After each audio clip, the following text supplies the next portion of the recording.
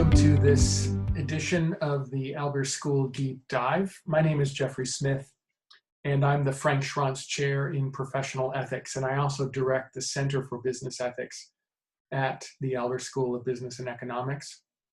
Today, I wanted to talk a little bit about corporate social responsibility. This is an idea that many people are somewhat familiar with and is in part of our normal everyday business vocabulary.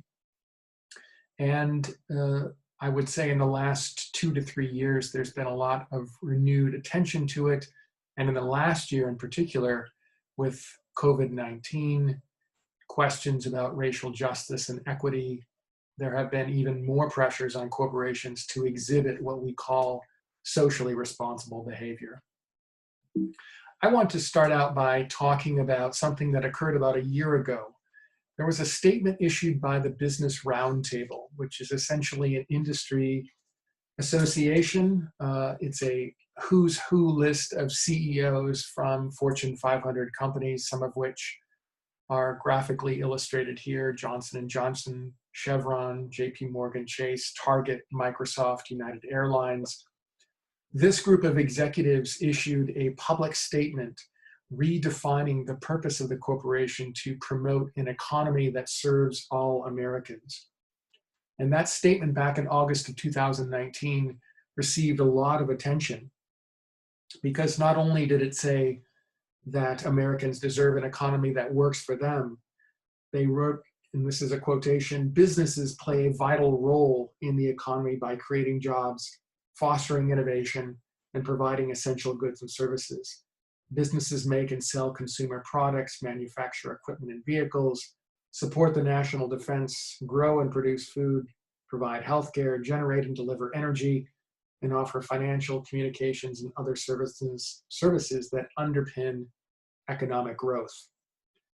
The statement goes on to talk about and advocate an idea which many people are also familiar with called stakeholder management, or in some circles, stakeholder capitalism, where those CEOs explicitly argued that their firms owed a special responsibility not just to shareholders or investors, but to customers, employees, suppliers, and the local communities in which they operate. It was a very ambitious statement, and it received a lot of attention because what it essentially said was they viewed their responsibilities as executive managers not simply tied to shareholder wealth or the interests of investors, but to all stakeholders of business.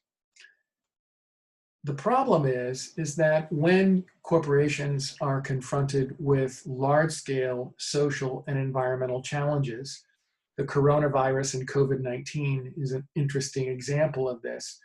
Those kinds of public proclamations about embracing the social responsibilities of business to include not just investors, but their entire group of stakeholders is something that's more difficult to put off or to pull off. And in fact, recent popular press articles in places like the New York Times, at the Atlantic, have begun to sort of talk about research that is slowly emerging in the wake of the COVID-19 pandemic that questions whether or not the signatories to the Business Roundtable statement have done a sufficient job of showing respect for stakeholder interests in proportion to or equal to those of shareholders. So one of the questions that I think exists for us is to think critically about how the concept of corporate social responsibility can maintain some level of importance in the face of large-scale social and environmental challenges of the sort that we now face with the COVID-19 pandemic. Some of this research that I'm referring to here has been developed by colleagues at the Wharton School at the University of Pennsylvania and other non-governmental organizations that try to track corporate social performance. And what they have found is that during the pandemic, corporations that signed the statement of social purpose, the Business Roundtable statement, have performed the same as or worse than corporations that didn't sign the pledge. And the argument has been made that this is because ultimately, when there are trade-offs to be made, shareholder interests tend to be the ones that are nonetheless preferred by executives. In order to understand what we mean by corporate social responsibility and whether or not businesses today are living up to their pledge to be more socially responsible, it's first important to understand what corporations are. Corporations are business entities that are recognized under law as separate entities from their individual members. They have enduring existence over time, and importantly, corporations have a couple of different features that are quite important for our system. Shareholders have limited liability, which means that their own private assets can never be subject to seizure or legal mandate to be taken if the corporation engages in wrongdoing or misconduct or otherwise negligent behavior. In other words, shareholders or equity investors, the people who supply capital to form corporations themselves, are not personally liable for the activities of the corporation. And the third element that many people are familiar with is the fact that corporations have a certain kind of independent legal personhood, which means that the corporation itself as an entity can enter into contracts, it can be sued, it can be deemed to be reckless or negligent. And these are all ways in which, from the law's point of view, corporations have a certain kind of personhood status. Now, before we can have a clearer sense of what the social responsibilities of corporations are, we have to go back to a really basic question, which is, how are corporations financed? And usually when we talk about corporations financing their activities, we're usually talking about three sort of core sources of capital for the development of their business: stock, bonds, which I'll call tradable debt, and loans from financial institutions, which I'll call contractual debt.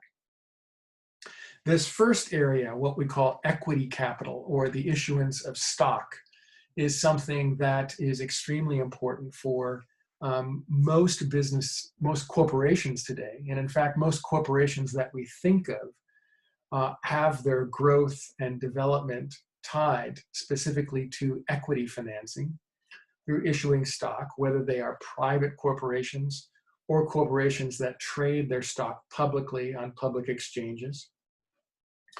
Those stockholders, sometimes we use the word stockholder and shareholder interchangeably, are typically, we think of them as owners because they have a certain kind of right or an entitlement. And for now, I think the most neutral way to think about stockholders as owners is that when we call them owners, what we mean is that stockholders have a right to residual earned income or otherwise profit. What that means is after the business operates, of course, and pays its fixed expenses, if there's some earned income or wealth generated by the operation of business, it is stockholders who have a claim to that residual earned income. And because of that, we often refer to them, or people in finance and economics often refer to them as residual claimants. The claim on the corporation that stockholders have is to that residual income. And in virtue of being residual claimants, people in law and finance and economics sometimes also refer to them as residual risk bearers. And what that means is that the risk that they bear is that there may not be any residual income left.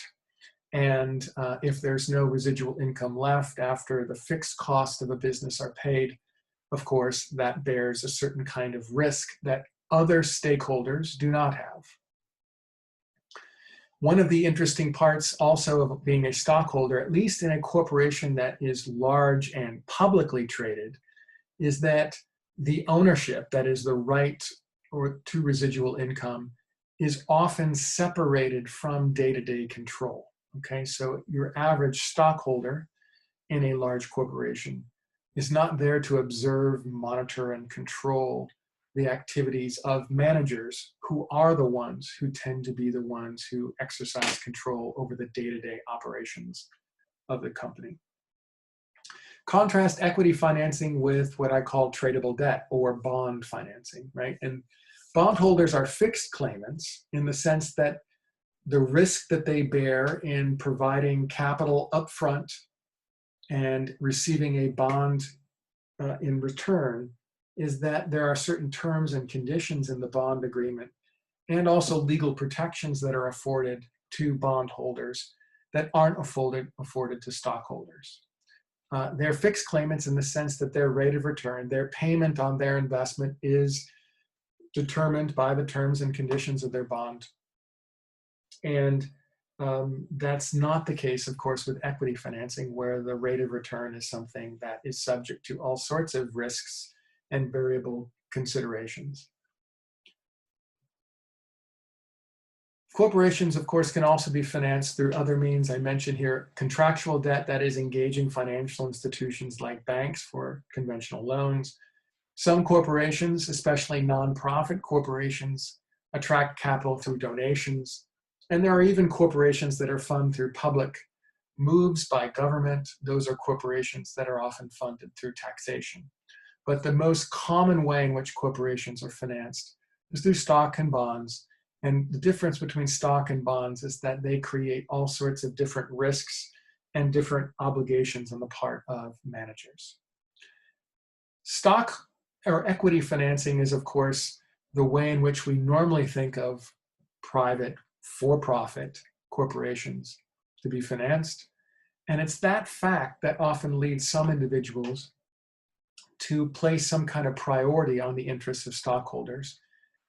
We are coming up now on the 50th anniversary of a seminal article that was originally published in the New York Times Magazine by Nobel Prize winning economist Milton Friedman, who made the case that in that kind of environment where equity financing takes place in a corporation, there is one and only one responsibility of business managers, which is to use the resources the managers have control over to engage in activities designed to increase profits, as long as it stays within the rules of the game, which is to say, does not engage in deception and fraud through the pursuit of free and open competition.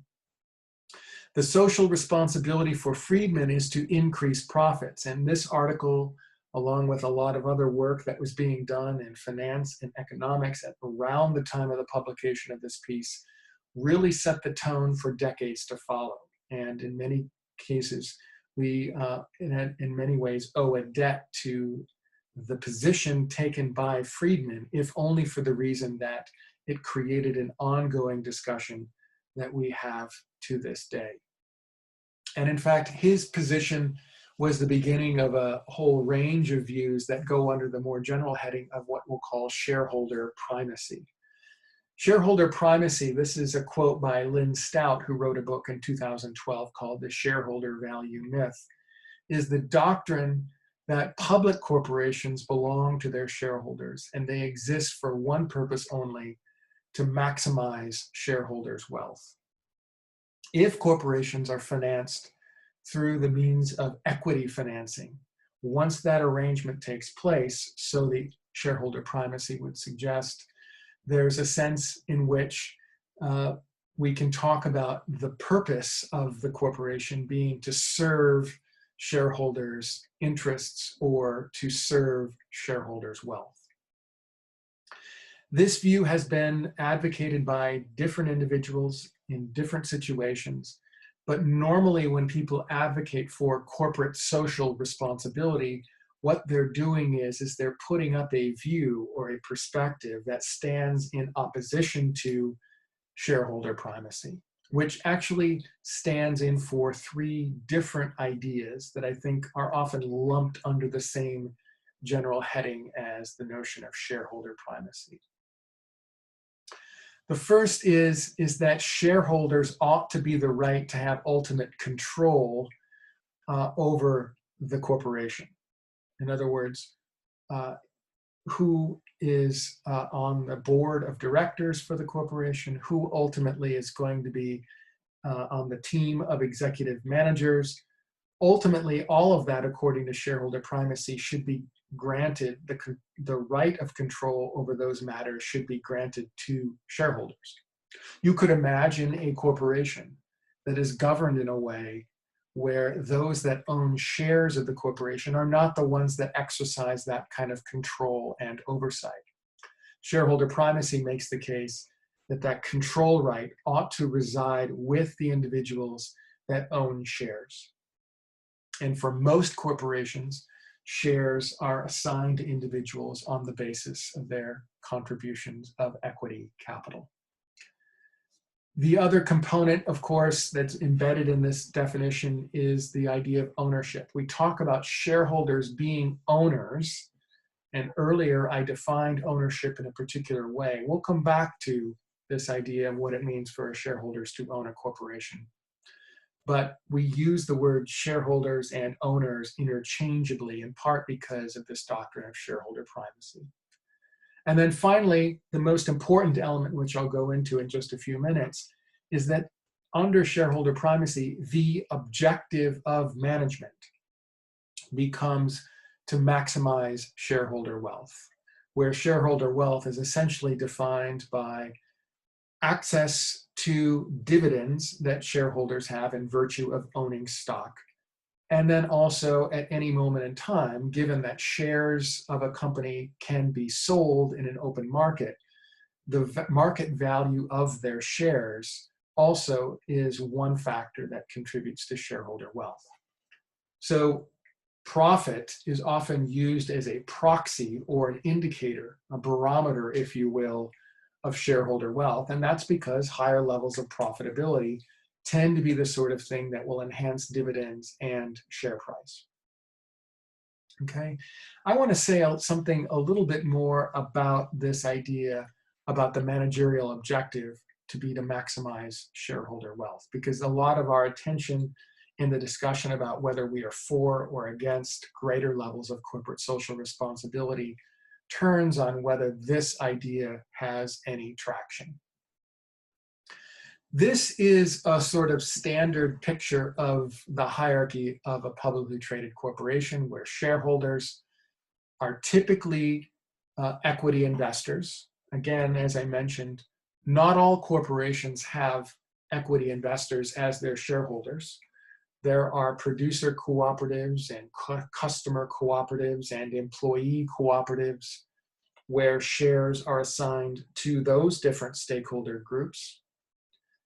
In Seattle, we have a very good example of this, REI, where the shareholder group are essentially customers. It's an example of a customer cooperative where the residual income, the profit of the company, is shared by the customers through dividends that they receive. But still, nonetheless, most corporations give shares to equity investors, which is itself a very interesting question. But there are essentially three, and then those managers are appointed by shareholders, typically intermediated through the board of directors, and then those managers enter into various relationships with different stakeholders in order to execute a business plan. Three different arguments can be given, or three different arguments over the decades have been developed for why shareholder wealth maximization ought to be the objective of management. The first is what I'll call the fiduciary argument, which is that managers have a fiduciary responsibility to preserve and protect and advance the interests of shareholders because they are fiduciary agents. That is, they are individuals who have the duty of candor, loyalty, and care to advance the interests of their principals, in this case, shareholders as equity investors. And that fact, combined with the fact that shareholders have an entitlement to have their property deployed in a way that matches or meets their wishes, leads someone like Milton Friedman in particular to conclude that managers have one overarching responsibility, which is to increase shareholder wealth. So those two premises go into defending a fiduciary argument. Managers are fiduciary agents to carry out shareholder interests, and shareholders have a dominant or if exclusive interest in maximizing their wealth. A second argument, the second and third arguments share a lot in common, but I'll distinguish them here.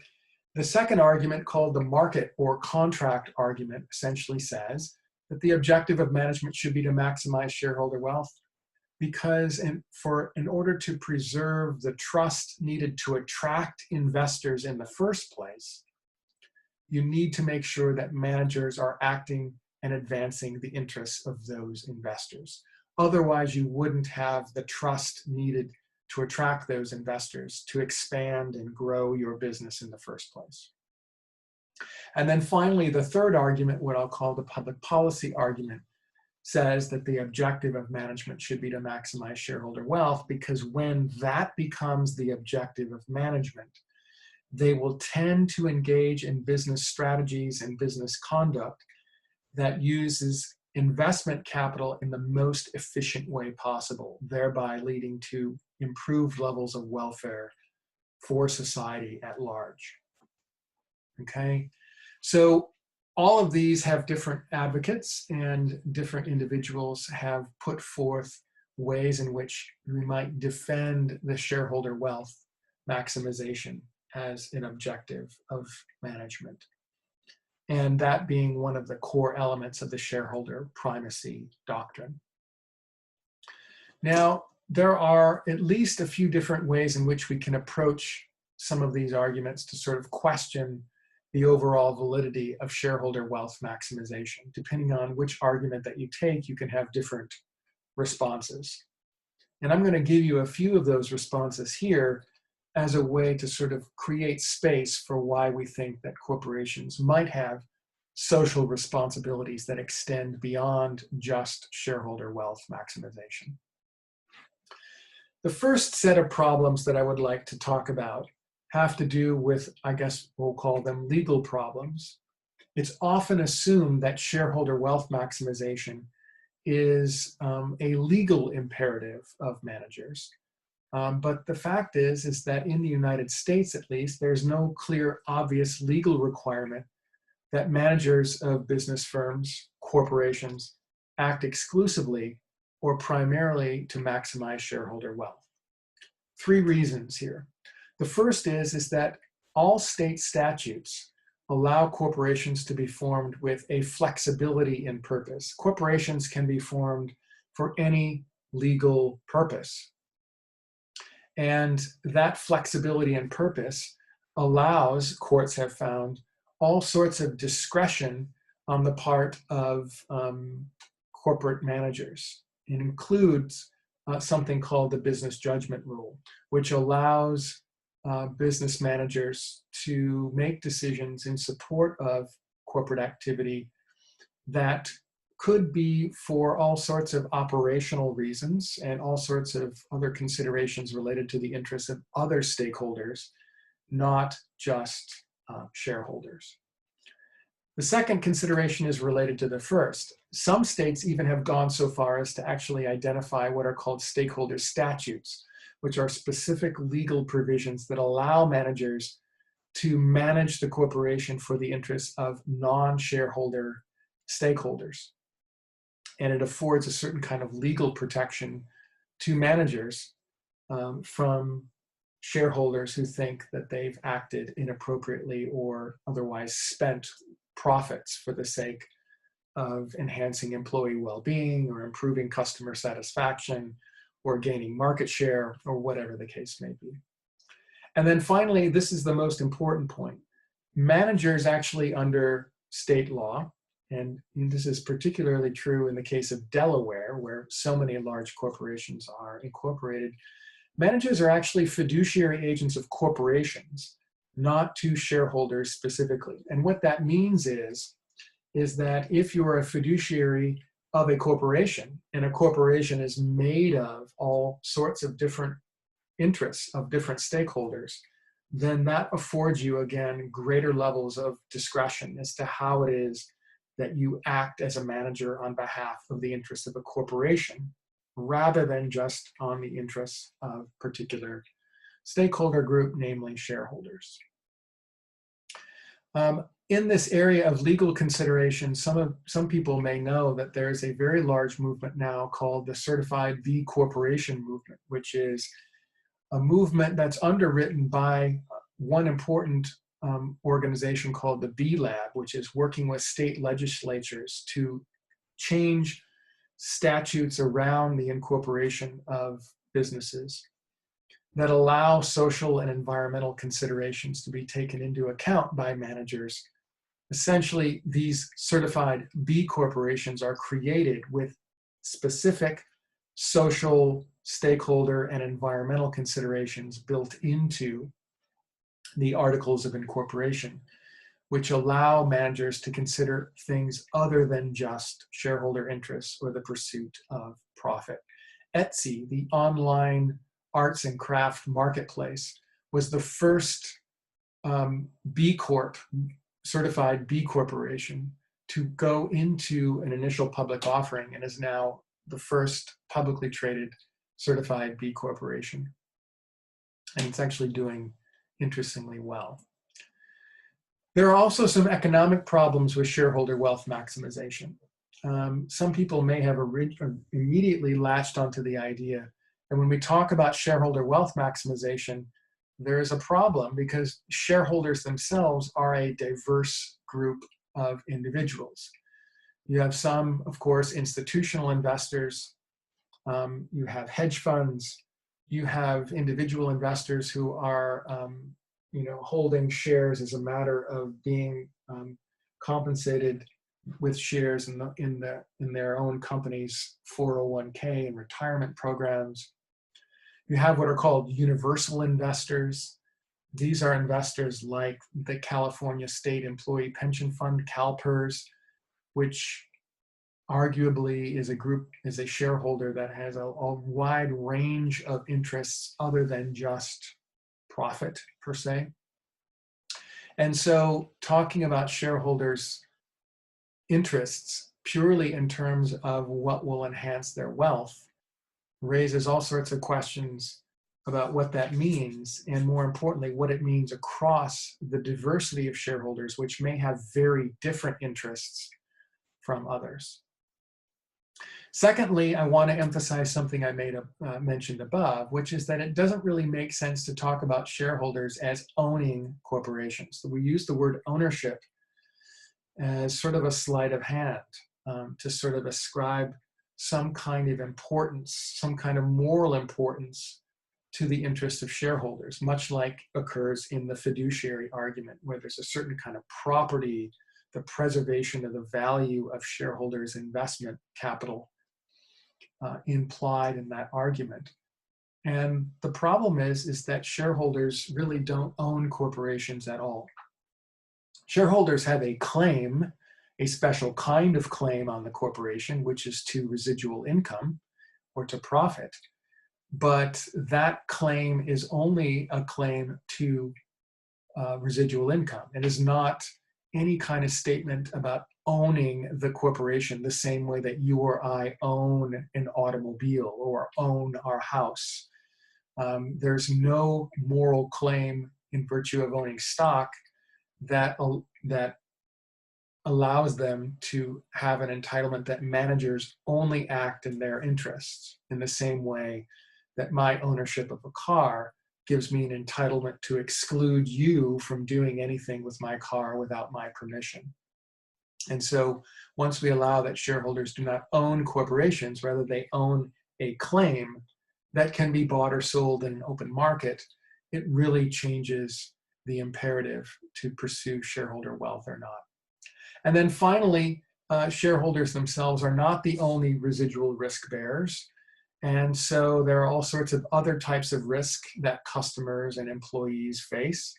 And it seems legitimate for managers, from a lot of people's point of view, to make sure that they're taking care of minimizing those risks, protecting individuals' interests who bear those risks, and not just the risks that shareholders bear in virtue of being residual risk bearers. So those are some of the economic questions that are raised with the shareholder wealth maximization doctrine. I want to raise one final problem with shareholder wealth, and that has to do with the problem of social costs. In situations where we operate in an imperfect marketplace, which is just about any kind of market, imperfect markets and imperfect market conditions allow managers to operate corporations in a way that can maximize shareholder wealth in a way that also causes harm to individuals, other businesses, and local communities. And so the standard ways in which markets fail are listed below in this triangle. When corporations are operating in markets where their customers or their business partners or even regulators don't have access to good information about the business that they're in or the good or service that they're producing and selling, there's a way in which corporations can take advantage of that lack of information. Where corporations operate in markets where there's low competition or low levels of competition, that can allow corporations to have excessive control in a market that can allow them to profit in a way that could mean setting higher prices, or could mean excluding other good products and services that customers may like to have, but in fact, they can't come to fruition because those corporations bear on a high amount of market control or power. The debate right now about the size and power of tech companies is a good example of that basic problem. Power asymmetries. Corporations may not be able to be in fair bargaining conditions with their customers or with other businesses. And if they have excessive power in a market, that can lead to unfair transactions. And then finally, the big one, externalities. Are there ways in which corporations can externalize costs on society in a way that creates harm for people in the broader economy or in local communities? The classic examples of this, of course, are things like environmental pollution. The point of all of these examples is to say that placing emphasis or identifying the objective of managers as to maximize shareholder wealth, when we know that markets operate in imperfect ways and allow the imposition of certain kinds of social costs on society at large, means that we might not want to say that, like Friedman, the only responsibility is to increase profits. Rather, if you have a corporation that is profiting, when markets are imperfect, when there's low competition, when there's information asymmetries, when they have an undue amount of power over bargains and transactions that are made in the market, or they can take advantage of the possibility of externalities to reduce costs to their operation. All of those are reasons why we might think that corporations have special responsibilities to go above and beyond just shareholder wealth and to think about how they can reduce harm to individuals, other businesses, and local communities. So I want to end this brief conversation, this brief foray into talking about corporate social responsibility by going back to an idea that was raised by the Business Roundtable. And that has to do with corporate purpose. Because the idea of the Business Roundtable was, well, if they can define a new or revised definition of a corporate purpose, the purpose of corporations, we can get a better sense of what their responsibilities are. And in that statement, the Business Roundtable essentially said, the purpose of corporate activity in a free market economy is to elevate the well-being of everyone, of all stakeholders. And they inferred from that that it then becomes the responsibility of corporations to fulfill that purpose. Well, I think it's helpful to think about corporate purpose not as having a singular dimension. Rather, in fact, it's very difficult to define a single corporate purpose. Like a lot of institutions, corporations serve multiple purposes at once. Here, I've created 3 different options for your consideration. The financial purpose, which is something that the doctrine of shareholder primacy has us look very closely at, suggests that the purpose of corporations has to do closely with the wealth of those that provide equity capital.